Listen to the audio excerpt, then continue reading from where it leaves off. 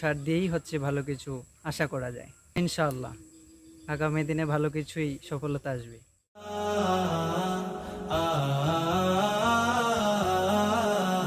আসসালামু আলাইকুম রহমতুল্লাহ। ওয়ালাইকুম আসসালাম রাহমাতুল্লাহি ওয়া কেমন বারাকাতুহু। আছেন ভাইজান? আলহামদুলিল্লাহ, আপনি কেমন আছেন? আলহামদুলিল্লাহ। আপনার পরিচয়টা যদি একটু বলতেন।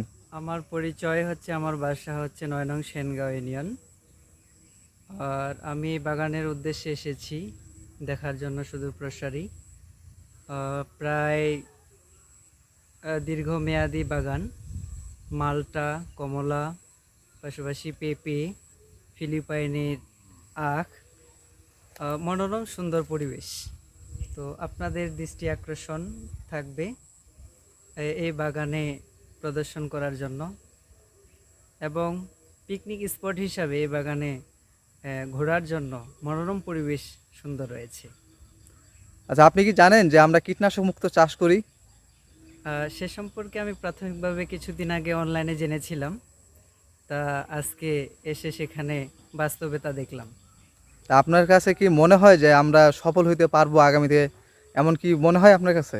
ও বাগানে পর্যবেক্ষণ করে যে যতটুকু বুঝতে পারলাম যে ইনশাআল্লাহ আগামী দিনে ভালো কিছুই সফলতা আসবে।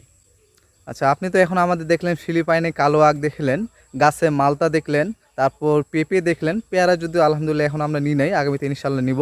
তো আপনার কাছে এই ফলনগুলো দেখে কেমন মনে হইলো? ফলনগুলা দেখে বাম্পার ফলন হয়েছে আলহামদুলিল্লাহ। রাসায়নিকের সাথে কি পার্থক্য করতে পারি আমরা? রাসায়নিক থেকেও, রাসায়নিক যে সার ব্যবহার করা হয় তার থেকেও এটা উন্নত মানের। আরও আমরা আশা করতে পারি রাসায়নিক সার বাদ দিয়ে এই প্রাকৃতিক উপায়ে যেটা তৈরি করা হয়, ঘন বা অণুজীব এই সার। জৈব সার দিয়েই হচ্ছে ভালো কিছু আশা করা যায়। আচ্ছা, সকলকে ধন্যবাদ, আপনাকে অসংখ্য ধন্যবাদ ভাইজান। আপনাকেও ধন্যবাদ অসংখ্য। আসসালামু আলাইকুম রহমতুল্লাহ। ওয়ালাইকুম আসসালাম রহমতুল্লাহি ওয়া বারাকাতুহু।